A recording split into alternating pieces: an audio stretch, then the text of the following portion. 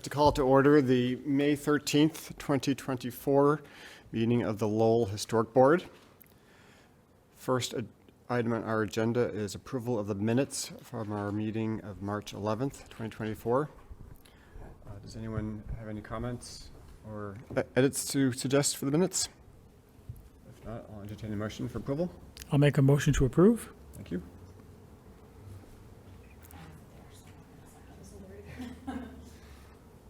I second. Thank you, Jory. All in favor? Aye. Aye. All right, passes. All right, we do not have any public hearing items tonight, so we will move directly on to other business. And we have a presentation from the Planning and Development Department. And Sure. the floor is yours. Good evening. How's everyone doing? First of all, my name is Camilo Spitia. I'm the Deputy Director of the Department of Planning and Development. And the reason we're having this presentation today is because, as I'm sure most of you are familiar with already by now, is the MBTA Communities Ordinance that talks about developing a certain level of density around transportation hubs that are owned by MBTA. And I'm sure that you've heard how contentious that topic has been in other communities. We in Lowell have been fortunate enough to have passed this ordinance, this transit-oriented overlay ordinance, almost without discussion. And so we saw it as an opportunity, understanding that a large portion of this overlay falls on top of the historic district overlay, that before we get to a point in which these conversations become hard in that balance between what are the implications of additional development and density on top of how we should be able to preserve our history, that we could start having these conversations today before it is an actual project that we have to get into the weeds of how many floors it has, or how does that building look like, or how is this building being preserved, that we would have these conversations before that becomes that, and we can obviously answer any questions that you may have, but also more for yourselves to answer yourselves those questions that you may have now, and think about those things and how we can address this in the future. Can I ask a question? Has this been presented to this to the city councilors and or the residents yet?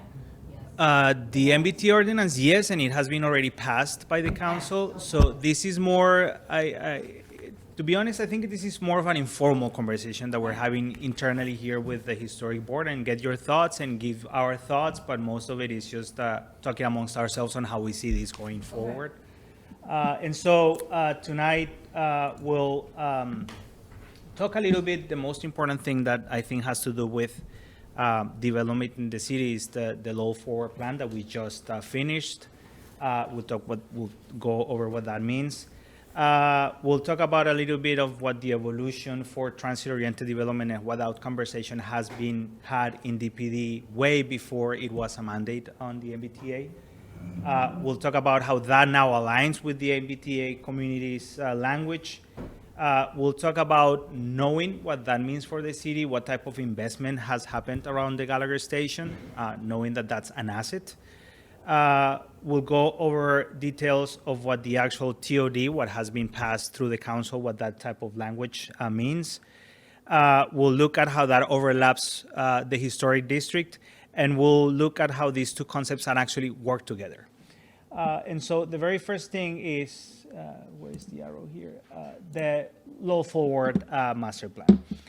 This has been an 18-month long process of talking with the community, and obviously we talked about a lot of topics with them, but the three things that became the most that made their way through sort of the highlights of the master plan, I would say. There's more topics, but the most important ones that we discussed with the community that came from them, just to reiterate, these were not topics that DPD gave them. These were topics that appeared through the conversations with the community. Obviously, housing being the most important topic, but surprisingly and not surprisingly, transit came as a point of conversation with the community of in the topic of connectivity, not only within the city, but how can the city connect with other economic development opportunities and taking advantage of the train station, and obviously economic development as a whole. And, what that, there's no clicker. What that does is that it actually starts revealing the alignment of some of the assumptions that we had made in the past while thinking about transit-oriented development in Lowell, and thinking about what those challenges and opportunities are for Lowell, talking about how busy and how important Lowell in itself, but especially the Gallagher Station or the Lowell line, but the Gallagher Station in itself being a main economic driver for the city, and how important it is within the MBTA system, and how it becomes an opportunity to address the social, the economic, and the environmental implications of how the city should move forward in terms of how it grows or how it develops itself.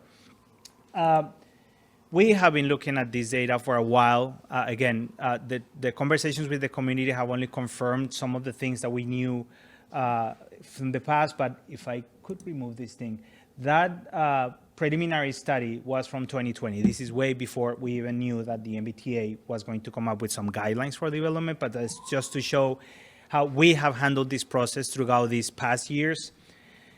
We even got the funding to do this study way before it became an MBTA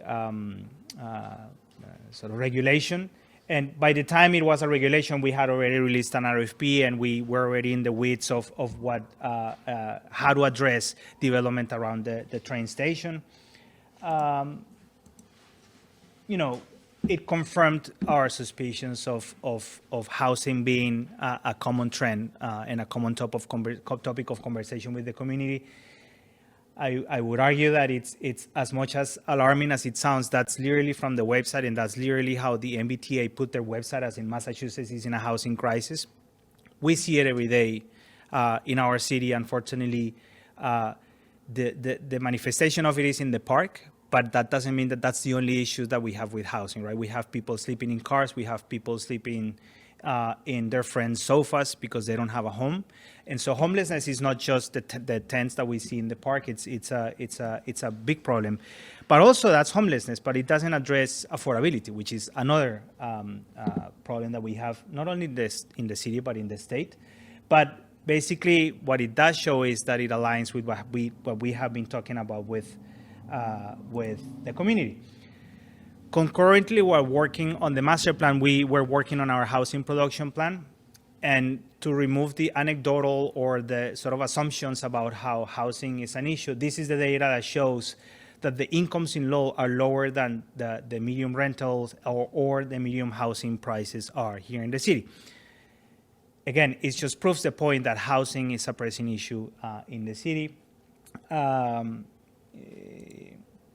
We have a lack of units, be it because of the regulatory and zoning language that we have in the city, or basically by facts that we have today, not in law and nothing to do with the regulatory framework, but the sheer fact of how development and construction prices are so high. There's a particularity with law, which is the fact that the numbers that it takes to develop a unit are not that dissimilar from Boston, yet the rents are not at the same rate.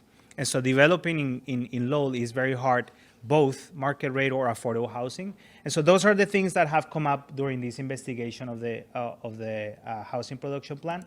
And so basically means that the amount of units, it's a challenge. While having these conversations, also we talked with the community about where they see development happen. Where would it make sense for additional units to happen? And you see the yellow is obviously the evidence spot. I should not get away from the mic. The yellow is the evidence spot, which obviously coincides with the proximity to a train station in our downtown. And so it basically confirms that the inherent need for transit-oriented development, the suspicions of doing the right thing was always there, not only from a planning perspective, but even how the community sees development happening and aligning with how they perceive the volume of density should happen in the city. And so because the perception of where development should happen and the fact that we know and understand the Gallagher Station as an asset in the city, it meant that development by nature started happening around it, and investment around the station started happening. So we have, I'm not going to go through the numbers, but we have our Hamilton Canal Garage that the city invested on with helps from state and federal funding. The Lowell Pass that we just finished as well. There's tweaks to be made, but it's basically finished.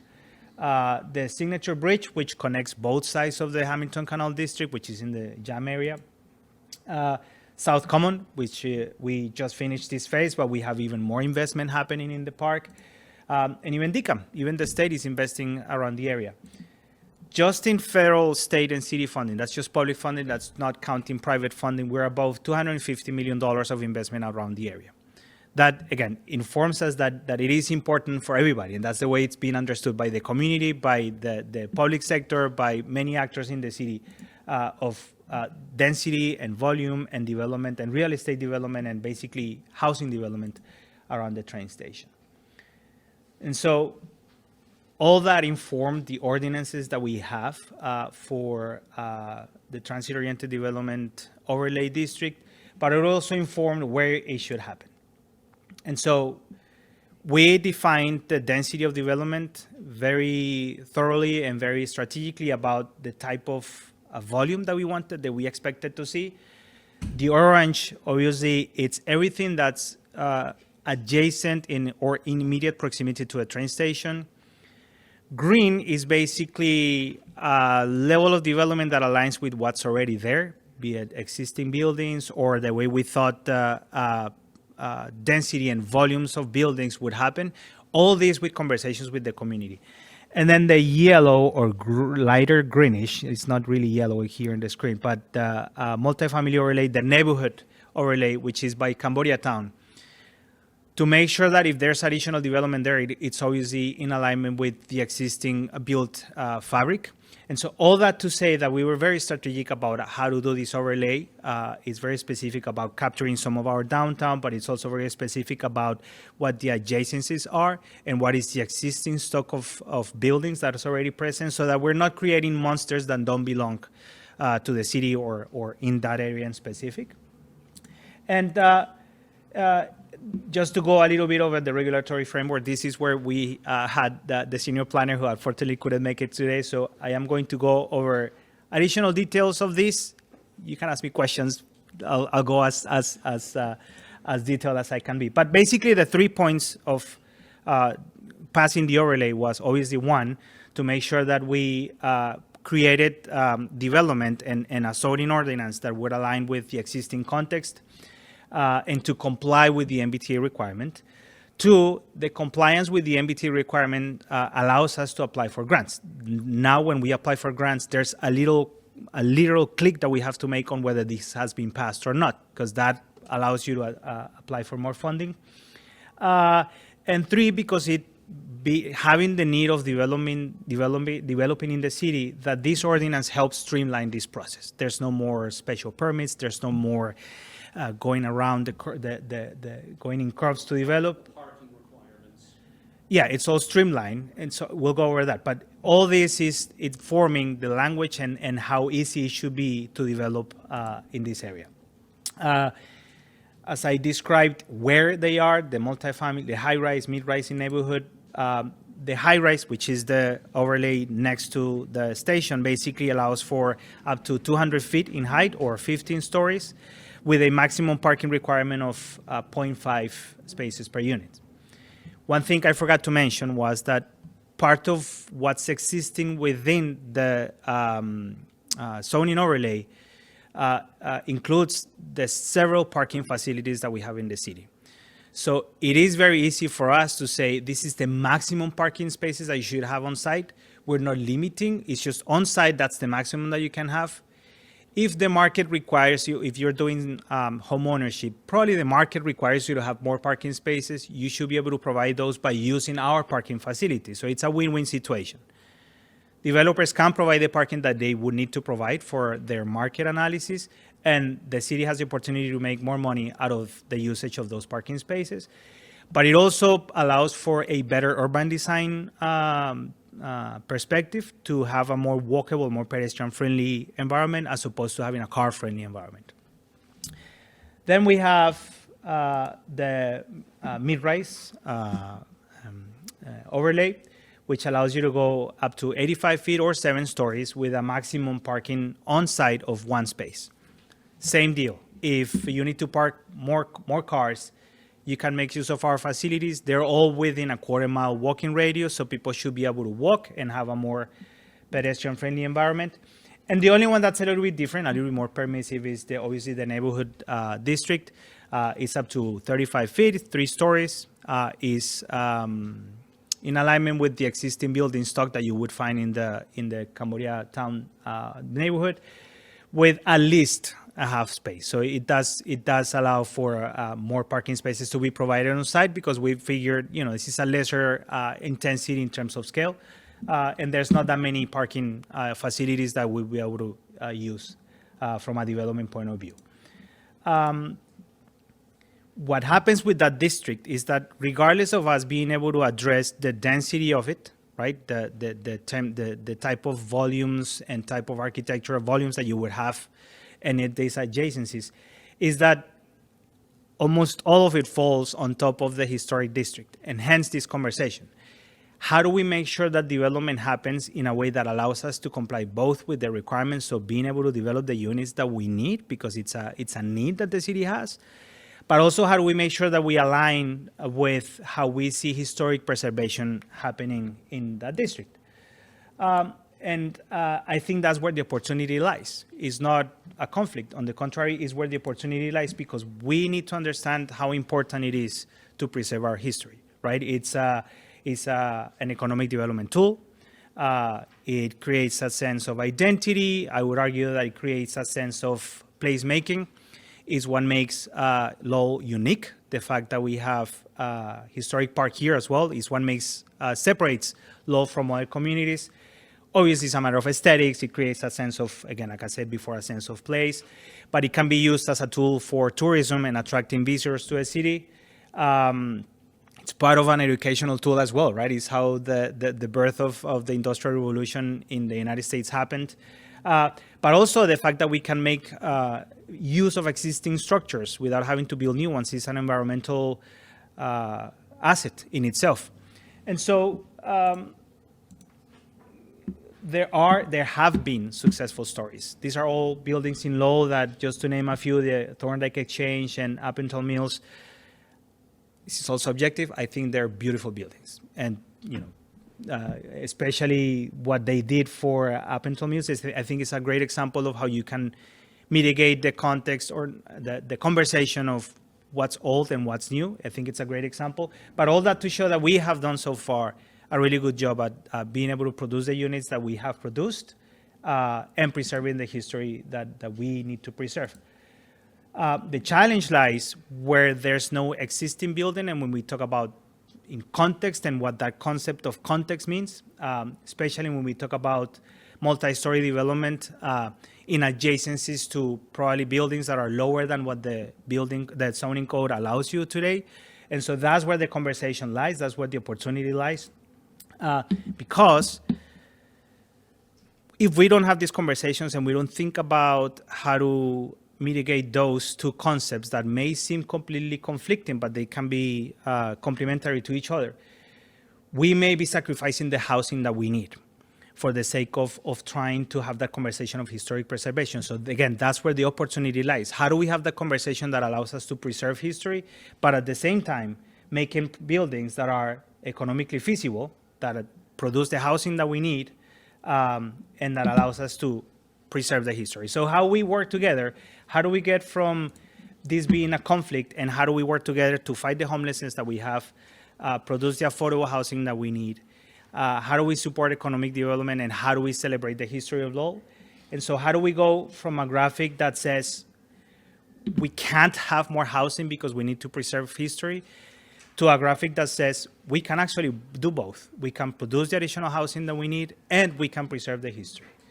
This is by no means things that should happen in Lowell. This is just examples of the many ways that we can do both by thinking about what is worth preserving in the city, how do we treat the rhythms that we have in our buildings, the materiality, the heights that we have, and how do we incorporate that into what can happen new, what can be taller, what can be increased in terms of density, and how do we do both. I can leave it here, but I think it's a subjective slide. I don't want to suggest that this is what needs to happen or this is what needs to happen. I just put it as an example where in other communities in the world, in Europe, where they obviously have the same issue of how do we preserve history, they have been able to make it. How do we get there? That's it for this presentation. I want to open it up for questions, but most of it for your thoughts on how do you see that these two things can work together. Is there something that you want to go back to? Is there a concern? Is there a thought, an extra thought? Is there something that would be missing on these slides? Is there something that you guys would be willing to see here that wasn't presented? So I'll leave it up to you. Thank you. Thank you, Camilla. You're welcome. Any initial thoughts or input from board members? I have a question, Mr. Chairman. Yeah. I have a question, Mr. Chairman. When you talk about the compliance and you talk about the heights of the different districts, is that out of the regulation or is that self-adopted? How do we get to those heights? That's the regulation, and how we got to those heights was by making an analysis of what's the existing building stock and having conversations with the community. And so we gauged 8 stories, 10 stories, and we sort of pushed the boundary until the community said 7 seems like an acceptable, like a height that we could sustain given the existing building stock. So 7 stories or 85 feet felt like something the community was comfortable with seeing as a building form for the most part in the entire district. The 3 stories was also with the community, but it's also, that's why it's only 3 stories, right? It's a more suburban context in the Cambodia town. And then the 200 feet and 15 stories around the train station is because it lent itself for the sake of land value, and it lent itself for the sake of density to happen. I think it's 4 properties in adjacency to a train station, so it's very, very, very condensed. Right, but it sounds like it's more like community adopted versus it's not in the regulation, right? Oh, it is the language regulation. So this, let me go back. It is what's adopted. It is what was voted for with the council. Yeah, not from the council, but I'm thinking more like from the grander level, right? Yeah, I think George is asking about at the state level, is that required? And I think the answer is Okay. no. It is. Thank you. It is a. Thank you for clarifying. There is a number of units that is required for the ordinance to take place for it to be in compliance with MBTA. I don't have that number, but there is a density that MBTA required, and so it is sort of like a balloon, right? So you push here, something gives way. So to your point, yes, it is based on the amount of density that the MBTA required, and so it made the exercise of, boy, South Common is a park and you can't develop. How can we acquire those numbers based on the half-a-mile distance? Did that answer the question? Yeah, no, that does. Thank you. Good, thank you. If I can you go back to slide 34? Yeah. Okay, so the height issue gave me pause for a moment too, but if you look at the bottom right-hand picture, Yep. the building on the left is like my condo is in that picture, and that building is between 150 and 200 feet. And obviously it fits in just fine downtown. So that it sounds kind of scary, but like in actuality, that building's Correct. been around for 200 years. Correct. And Correct. it is, so just to reassure anyone who's concerned about the height, that's not that different than what we already have. Correct. Thank you. I was going to add one thing. Thank you for showing Appleton Mills. That was straight up from this board, that design concept. Agreed. That came from this board, Yep. working with the architect.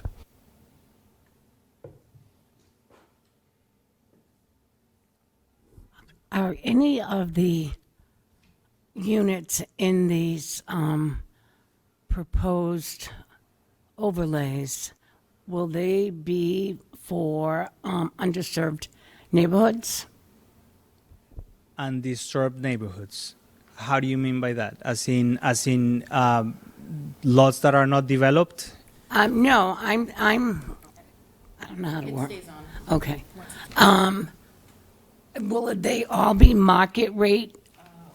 The zoning overlay does not dictate whether they are market rate or affordable. It only dictates the amount of units or the density. The affordability comes with what do we want to see, but that's technically a separate conversation from this. Because what we're trying to get a hold of this is more how many units do you expect to see in a development? How does that look in the context that we're trying to build it? How does that align with the requirements from MBTA in terms of density? But it does not address affordability. Well, that doesn't really help us. Well, by zoning, you can't regulate affordability. Pardon me? By zoning, you can't regulate affordability. So the only thing you can do with zoning is regulate how much you want to see built. What defines the affordability of it is the mathematics or the pro formas by developers. And we could have conversations individually or in a case by case where we do obviously want to see at least a certain percentage of affordable units. And there will be a number of projects that will be, for the most part, 100% affordable affordable units. But again, the MBTA does not dictate affordability; it only dictates the number of units. But I think it's part of this conversation. It is separate from affordability, but that precisely drives the factor of how much can we build within the existing context that will make a building economically feasible. And then you can have that conversation of, out of this amount of units, how many can you give us that are affordable? And this actually helps. It doesn't dictate the affordability, but it does help in that conversation. Would that be decided by the developer? That's, again, there's developers that do affordable housing and there's developers that do market rate. DPD can have these conversations independently when we receive the interest for developing in the city, especially in city-owned parcels. We can have those conversations and have at least a minimum percentage of affordable units.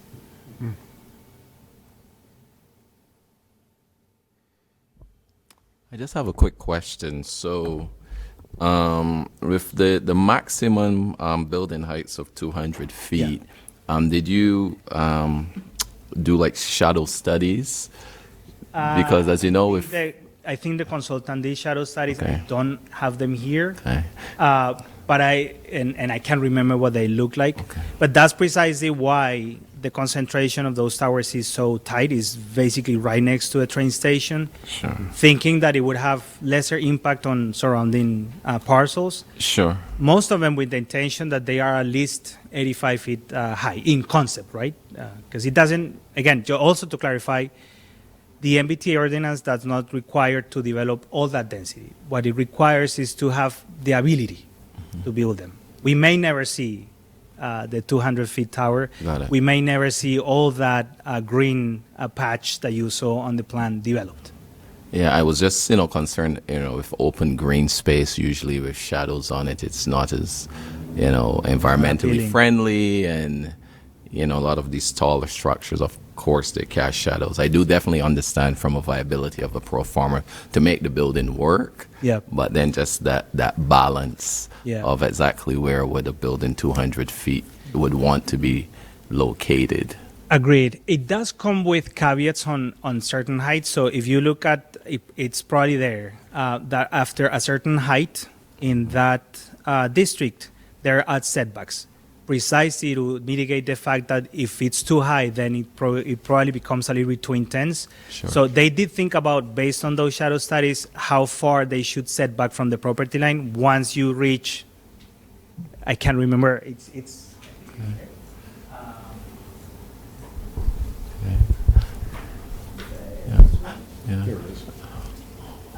Yeah. so a 30 feet minimum side yard once you Yeah. reach a 7-story podium base. So Sure. what it's trying to do basically is once you reach the adjacent height, Yeah. you have to push back your building, and Yeah.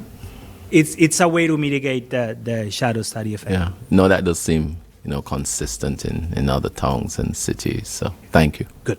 Thank you.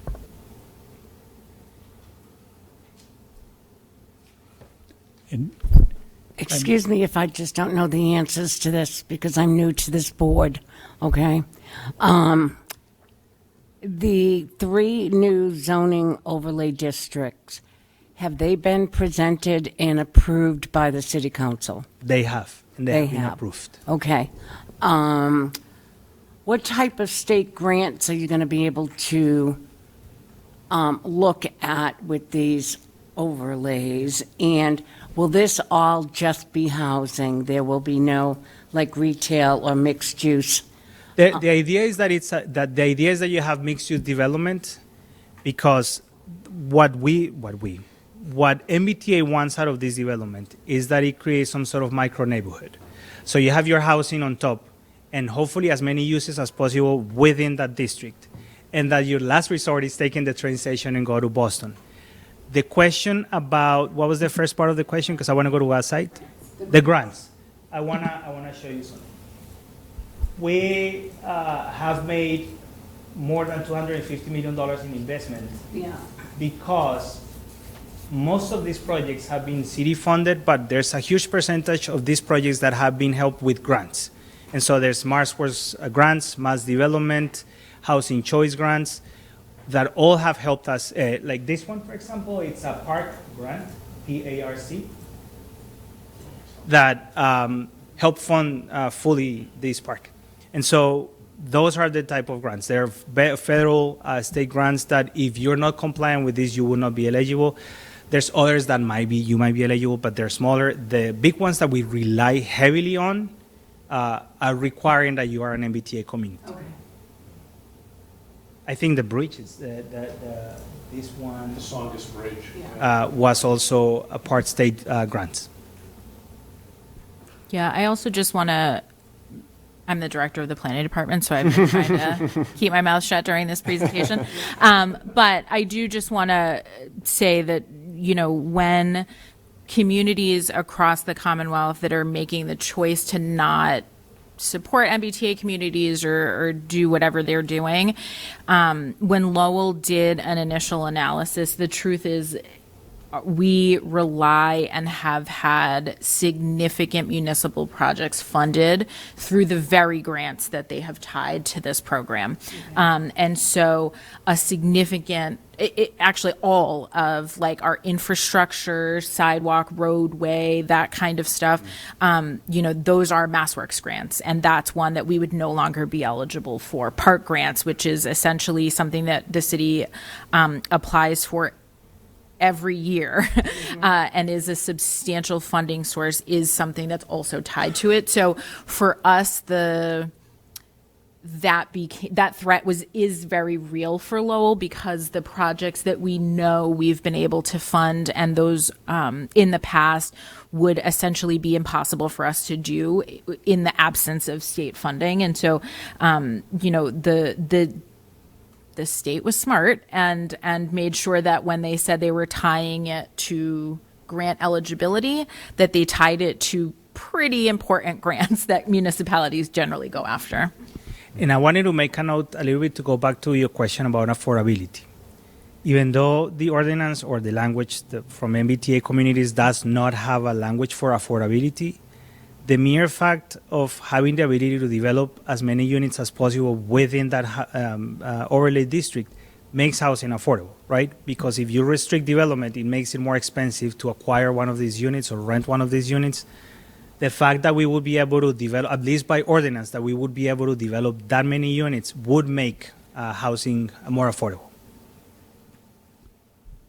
And I do also just want to jump in, you know, it is MBTA communities and zoning in general cannot dictate affordability or not, market rate or not. It's not something that like the tool of zoning can weigh in on.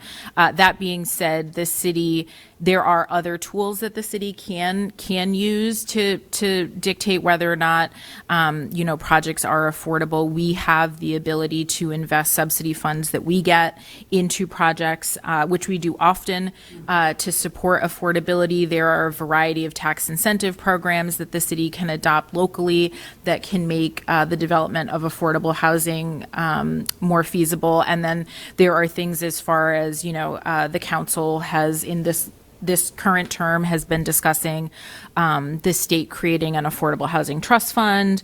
There have been discussions about, some mandated set aside for affordability. So, this tool isn't the tool that will mandate affordable housing creation, but there are things that the city can do, and there are things that the city is looking into that may significantly impact that. So it's not like, and this overlay would be subject to that. So if the city adopted an inclusionary housing ordinance that said anything above 100 units has to have some percentage of affordable units, if somebody was trying to develop in the district, they'd have to comply with that. And so it's not like it's there's nothing that can be done to sort of mandate that. It's just that this actually, just like this particular zoning tool isn't it, I guess. Okay. And so I think that's just also important. It's not something that this board necessarily would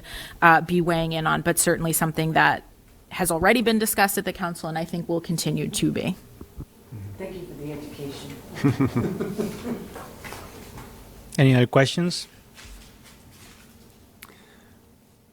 I don't really have a question per se. It's more just an observation that obviously the new zoning is trying to encourage higher or multiple story development in the downtown area, up to seven stories, and obviously the dominant character of the downtown district are 5-story buildings. When you look at the mill structures, the buildings on Merrimack Street and other key axes of downtown, with a few exceptions, it's mostly 5 stories, and it's the charge of the historic board is to maintain that character of the city and to make sure that new development is being designed and constructed in a way that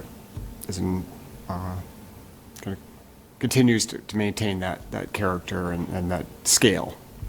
And it's actually in our standard, we have new construction standards that talk about how new infill development must relate very closely to the height of adjacent buildings. And we talk about shadow impacts, and even say that new buildings should be between 2 and 5 stories in height in relation to the adjacent buildings. And so when we have a 5-story character, that's then we're now adopting zoning that allows 7 stories. Obviously, that's where potential conflict could come into play within the boundaries of the historic district. So we haven't seen projects come in proposing heights yet, so we don't really know where or when those conflicts may or may not appear. But I guess I'm wondering whether it's. We're talking a lot about stories, about 5 stories, 7 stories. But I wonder if it's more useful to talk about actual height, because obviously in here we have floor to ceiling height that's very, very tall. Yeah. And 5 stories of that height is going to create a very tall building. 7 stories even more. But if we're talking about a smaller floor to ceiling height in the range of 8-9 feet, an average, that creates a shorter building that might better relate to the context.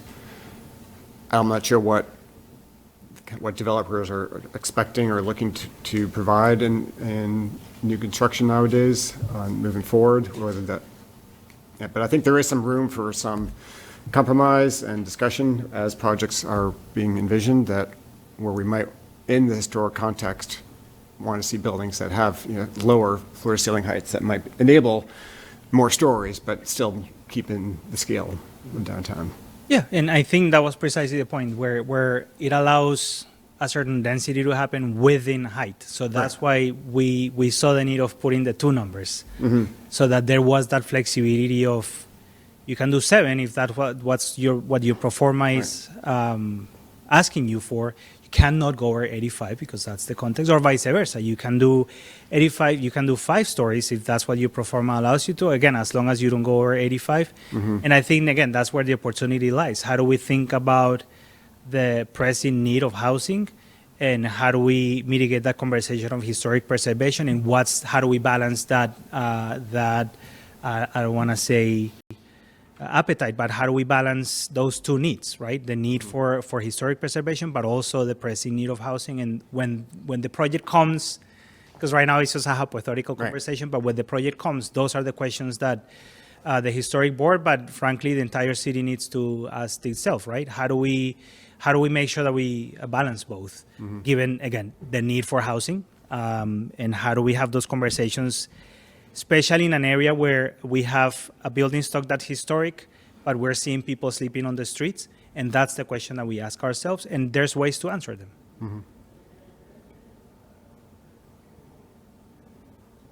If that is all, I want to thank you for this. I'm happy to come back if you guys have more questions, or you can send me emails. You can send the email through Giovanni, and I'll make sure that I answer as thorough as possible. But I just wanted to thank you for this.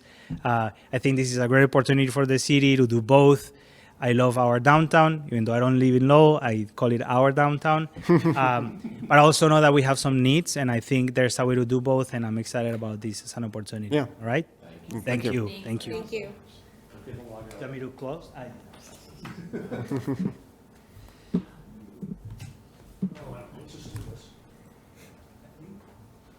Is that log off? You should be good. All right.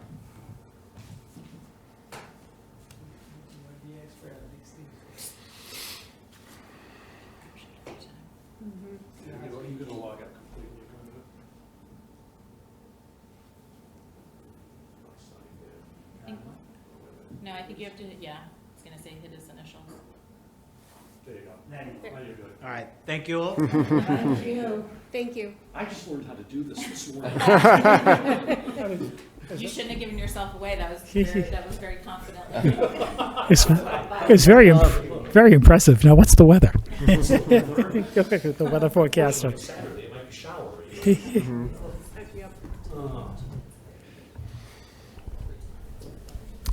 All right, next item, enforcement violations update. Anything that you want to highlight on this? Steve? Only that we're going to be starting to get some notices out on some minimum maintenance probably next week, once I get through this week with doors open. So there's about 4 or 5 or 6 I listed here. Some I've already been communicating with, some I haven't, but all are going to be in need of formal notification to get it on the record, to get it added incentive, let's call it, to move along. Very similar to what we did back in 2022, 23 with those buildings we had done. So, but that's pretty much on that. The rest of the report is informational. I did want to note that we were going to have a public hearing tonight for a construction of a new single-family home, Washington Square Neighborhood District, but they missed the application deadline. So they came in today. We're going to get them set up for the June meeting, but the plans have already been vetted and they're ready to go. It's just they missed timing, and they're new to it all. So, and they're easy to work with. Yeah, Doors Open Lowell is Saturday for the first time since 2019. George can show you his T-shirt. Yes, thank you so much, Steve, for all your efforts to get this going. It's such a great event, and I know it's a lot of work behind the scenes that happens. Oh, there you go, glasses. Yeah. So yeah, there's a lot of people are excited about this. I think Saturday will do well between the as George has just let me know, we have the football playoff game at the Songus at 1:30. We have a protest march around the same time, which will be interesting. But most of the afternoon buildings, I mean, we avoided the UMass Lowell commencement. Well, we stopped doing that a few years ago. Once the commencements grew in scope and scale and multiple ceremonies, it just made sense to move it off of that week. And then, so we have 19 sites open, a couple of extra activities and visits, and I'll be out there about 6:30 in the morning getting all the banners out and going the whole day. Once that's done, I do my traditional top donut breakfast, and then things get open. But it should be good. It was interesting because you haven't been in contact with all of the people in the last few years, because some of them you're only in contact with for the event. Right. And I reached out to one person who I ended up moving to another state, and he sold his condo in the Fairburn, and it was one of the most popular sites, so that's not available.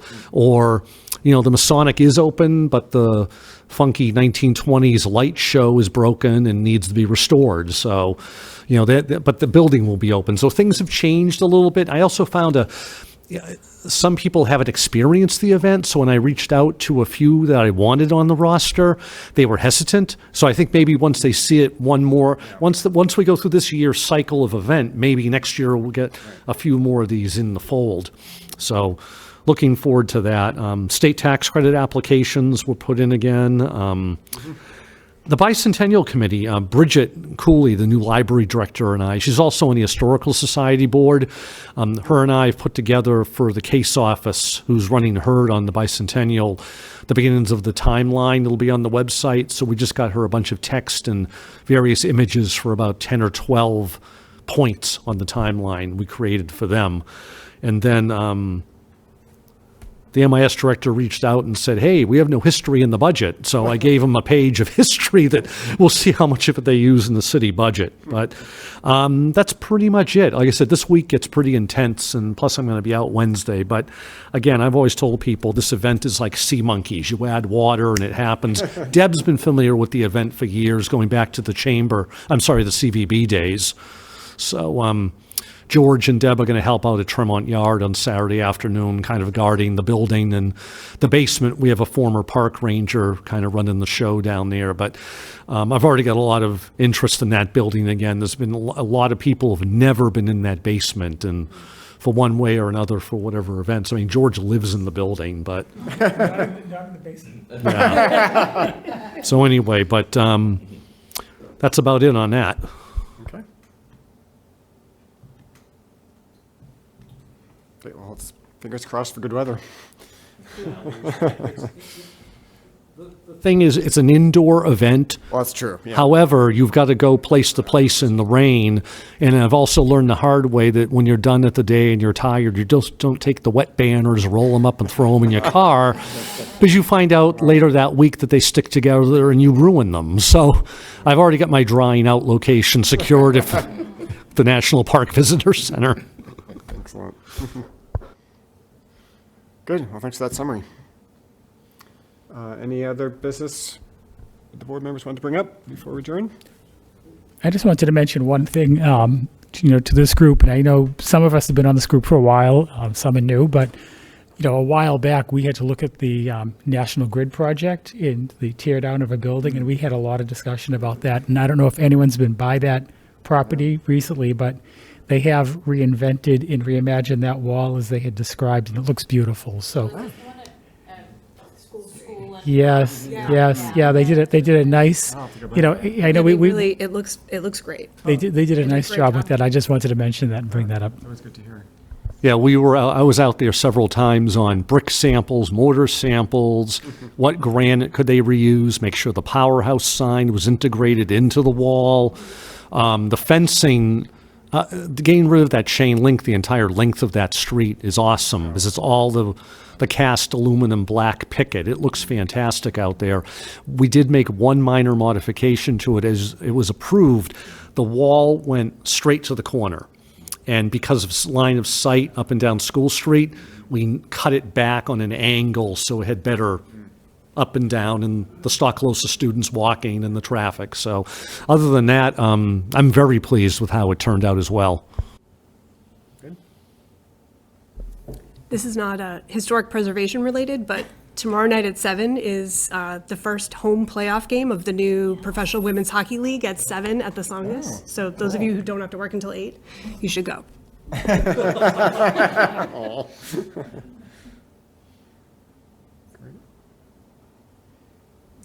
Anything else? We can adjourn.